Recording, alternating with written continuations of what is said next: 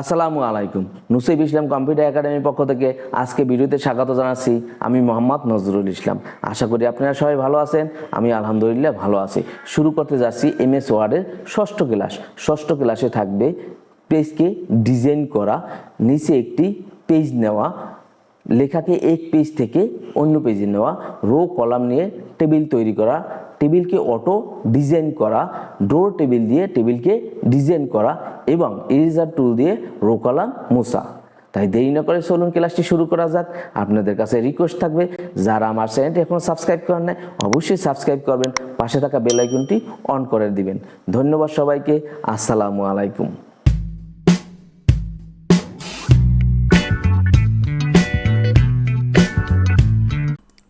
গত ক্লাসে দেখানো হয়েছে হোম মেনুর লেসন 4। আজকে আমরা দেখব ইনসার্ট মেনু। ইনসার্ট মেনুকে আবার লেসন আকারে ভাগ করা হয়েছে, তার ভিতরে আজকে দেখব লেসন 1। লেসন 1-এ 1 নাম্বার আছে পেজকে বিভিন্ন ডিজাইন করা। প্রথম ইনসার্টে ক্লিক করতে হবে, তারপরে এই কভার পেজ আইকনের মাধ্যমে আমরা কিভাবে একটা পেজকে ডিজাইন করতে পারি সেটা আজকে দেখব।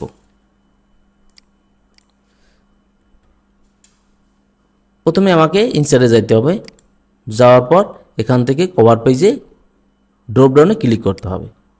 ড্রপ ডাউনে ক্লিক করলে এখানে অনেকগুলো দেখেন কভার পেজ আছে। এখান থেকে যে কভার পেজটা আপনার পছন্দ হবে সেই কভার পেজটা ক্লিক করতে হবে। ক্লিক করলে কি আপনার পেজে চলে আসবে।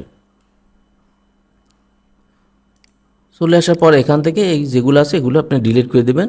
তারপর আমার পেজটা নেওয়ার পর এই পেজটা নিচে চলে গেছে, ব্যাক স্পেস দিয়ে আমি এটাকে উপরে নিয়ে আসি।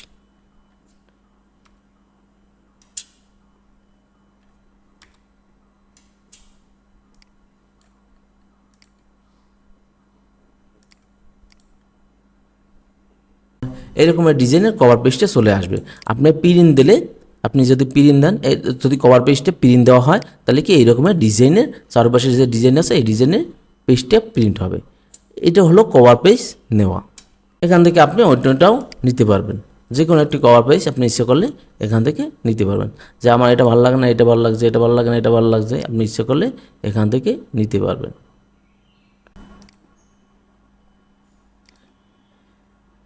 এবার আমরা দেখব নিচে 2 নাম্বার, নিচে পেজ নেওয়া। ইনসার্টে ক্লিক, তারপর ব্ল্যাঙ্ক পেজে ক্লিক করে আমরা কীভাবে একটা নতুন পেজ নিতে পারি সেটা দেখব।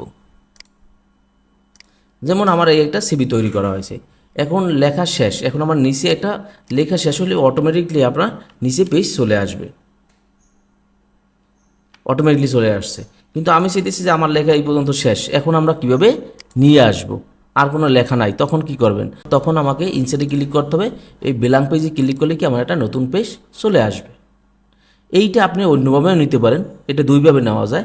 একটা হলে এখান থেকে ব্ল্যাঙ্ক পেজ, অথবা যদি আপনি নিতে চান তাহলে কী করতে হবে, কন্ট্রোল চেপে কিবোর্ড থেকে এন্টার প্রেস করলে আপনার নিচে চলে আসবে। আপনার যতগুলো পেজ দরকার কন্ট্রোল চেপে এন্টার দেবেন, তখন আর একটা পেজ চলে আসবে।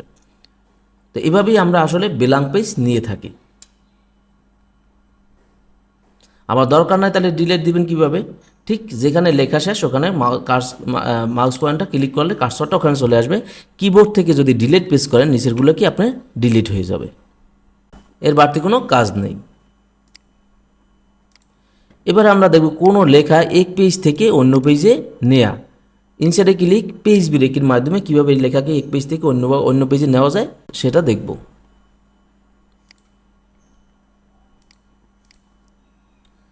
যেমন আমি এ পর্যন্ত মনে করেন যে এই টেবিল থেকে আমাকে অন্য একটা পেজে নিয়ে যাওয়া দরকার, মানে আলাদা করে নিয়ে যাওয়া। যেমন সামনে ক্লিক করে মাঝখানে ক্লিক এন্টার দিয়ে কিন্তু আপনি এখান থেকে এই পেজটা অন্য পেজে নেওয়া যাবে।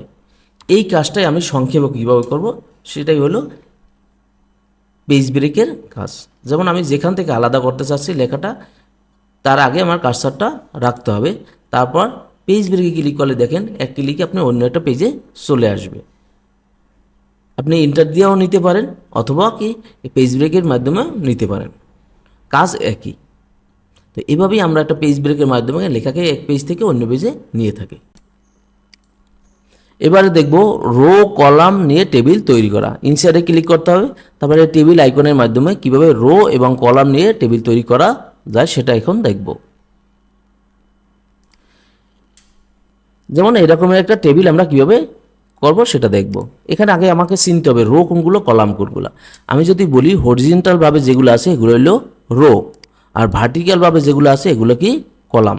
অথবা সহজ ভাষায় যদি বলি, যদি খারাপভাবে যদি আপনি চিন্তা করি যে এগুলো হলো আপনার কলাম, আর এদিকে হইলো এরকম যদি হিসাব করি তাহলে আমার এটা হলো রো।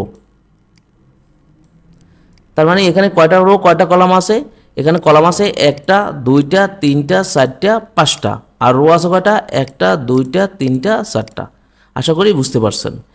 এবার আমরা এরকমের একটা কিভাবে টেবিল নেওয়া যায় সেটা দেখব। তাহলে এখানে আজকে আমরা এদের মতোই নেব। তাহলে আমরা কী বলবো? 5টা কলাম 4টা রো। তো ইনসার্টে ক্লিক করতে হবে, তারপর টেবিলে ক্লিক করতে হবে। টেবিলে ক্লিক করার পর আপনি এখান থেকেও নিতে পারেন। যেমন আমি যদি চাই ওখানে 5টা কলাম, তাহলে 1 2 3 4 5, 5টা কলাম হলো। এখন আমার 4টা রো, 2 3 4, 4টা রো। এখান থেকে আপনি ইচ্ছে করলে কলাম এবং রো নিতে পারেন। অথবা আমরা যদি ইনসার্টে ক্লিক করি, তারপর টেবিলে ক্লিক করি, তারপর insert table. Insert table click করলে এখানে আছে number of column, number of rho. আমার 5টা কলাম, আপনি যদি এখানে 5টাই দেওয়া আছে, যদি না থাকে উপরটা ক্লিক করলে বাড়বে, নিচে ক্লিক করলে কমবে। অথবা কিবোর্ড থেকে লিখেও দিতে পারেন যে আমার 5টা কলাম 4টা রো। পরে ক্লিক করে ওকে ক্লিক করতে হবে। তাহলে কি আমার এখন দেখেন 1 2 3 4 5, 5টা কলাম 1 2 3 4, 4টা হয়েছে রো, চলে আসছে। অথবা আপনি ইচ্ছে করলে এখান থেকে ইনসার্টে ক্লিক করে টেবিলে ক্লিক করতে হবে, তারপর ড্র টেবিল। ড্র টেবিলে ক্লিক করে আপনি ইচ্ছে করলে এখান থেকে মাউস চেপে ধরে এখান থেকে একটা ঘর করে নিতে পারবেন ড্র টেবিলের মাধ্যমে। তারপর এখান থেকে 5টা কলাম, তারপর এখান থেকে 5টা কলাম 1 2 3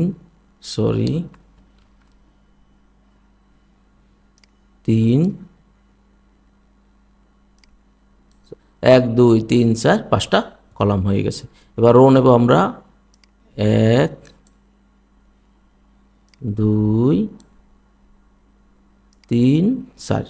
এখন সেক্ষেত্রে প্রবলেম কি দেখেন, আসলে এগুলো কিন্তু ছোট বড় হয়েছে বা এলোমেলো হয়ে, এবার একটা ছোট একটা বড় হয়ে গেছে। এখান থেকে নেওয়া যায় তাই দেখালাম, কিন্তু আসলে এখান থেকে ওই রকমের নেওয়া হয় না, কারণ এটা আপনি ওই সুন্দর করে অঙ্কন করতে অনেক সময়ের ব্যাপার।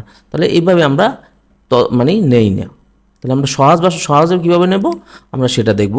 ইনসার্টে ক্লিক, টেবিলে ক্লিক, ইনসার্ট টেবিলে যেতে হবে। তারপর এখান থেকে নাম্বার অফ কলাম 5টা কলাম 4টা রো, ওকে ক্লিক।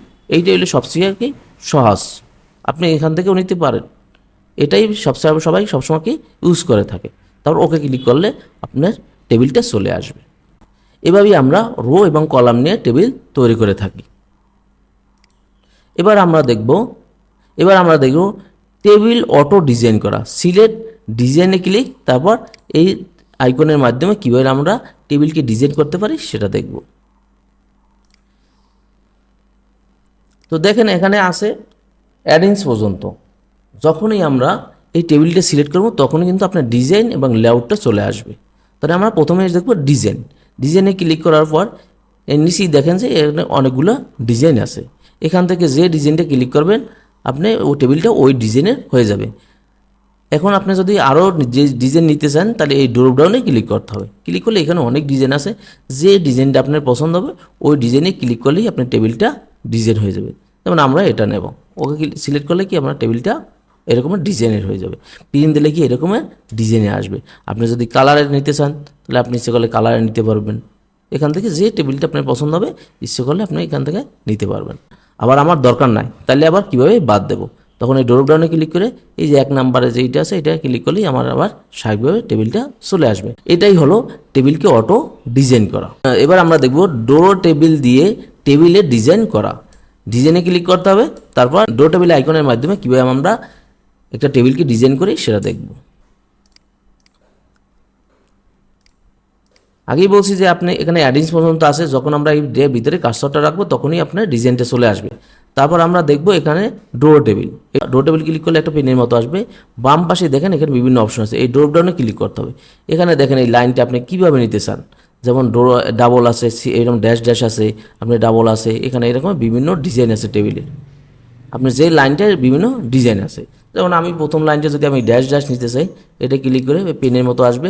এখন যদি আমি যে লাইনটা সিলেক্ট করবো ওই রকমের ড্যাশ ড্যাশ চলে আসবে। আমি যদি চাই যে না ওই রকমের ডাবল নিব, তাহলে ইচ্ছে করলে আপনি এখান থেকে ডাবল নিতে পারবেন। মাউস পয়েন্টারটা ক্লিক করলেই কলম পেনের মতো আসছে, ওটা ক্লিক করলেই আপনি ওই রকমের ডিজাইন হয়ে যাবে। তারপর ড্রপ ডাউনে ক্লিক করলাম, আমরা এখান থেকে এটা নেব, মনে করেন এটা নিলাম। তারপর আমরা নিচেটা ক্লিক করলাম, এই লাইনটা আমার এই রকমের থাকবে।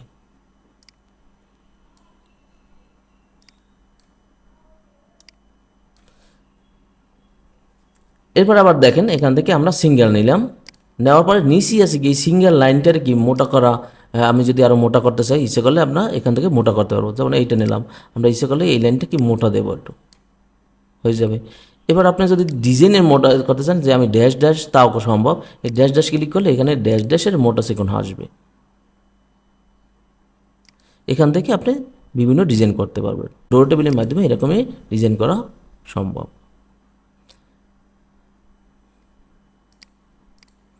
এবার আমরা দেখব ইরেজার টুল দিয়ে রো কলাম মোছা। ডিজাইনে ক্লিক করতে হবে, তারপর ইরেজারে দিয়ে আমরা কিভাবে রো কলাম মুছতে পারি সেটা দেখব। ইরেজার বলতে কি, এই যে ডিজাইনে ক্লিক করতে হবে, তারপর আমার ইরেজারে ক্লিক করতে হবে। ইরেজারে ক্লিক করলে একটা ইরেজারের বাটন, মাউস পয়েন্টার দেখেন চেঞ্জ হয়ে গেছে। তারপর এখন আমি যে এটা ক্লিক করবো, যেমন আমার এই ঘরগুলো দরকার নেই, মাউসের ভেতরে টান দিলে স্কিল হয়ে যাবে। আমার একটা দরকার নেই, আপনি একটা ক্লিক করলে, আপনি ইচ্ছে করলে কি একটা ক্লিক করলে ডিলিট হয়ে যাবে। এরকম আপনি আলাদা আলাদাভাবে ডিলিট করতে ইরেজার টুল দিয়ে টেবিল ডিজাইন করতে পারবেন।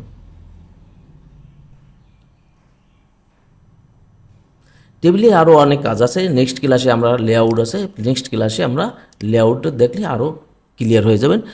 আজকের এই পর্যন্তই, আশা করি বুঝতে পারছেন। আজকের এই পর্যন্তই, আল্লাহ হাফেজ।